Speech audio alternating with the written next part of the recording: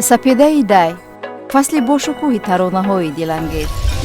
عشق تو را در دل دارم و ناز جانو، اگر چه دل کشال تو ولی بسد فغان با آن کس گر ندید آن قامتی دلجوی تو بغلم کن بغلم کن صد خونه دل که خوردم به سپیده دی طلوع سالگرد خورشید، محفل و بازی‌های هنرمندان شناخته.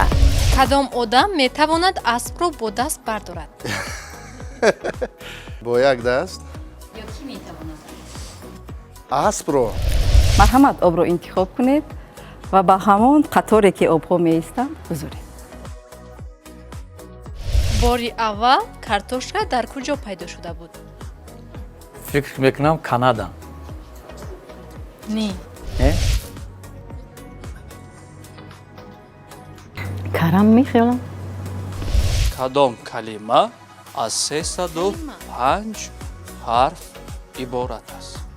وقتی خورسالدم همین چیزا میدونستم و زیادم برو اومد. دلم خون شد عزیزی من از این بیهوده ره پایی پرواز قشنگ است ولی به غم و منت آیا می دانید که سال 2025 سال کدام پرنده اعلام گردید؟ این پرنده نادر و زیبا دغدغ است. برنامه ادانه سپیده دی روز 31 دکبر در تلویزیون علم و طبیعت.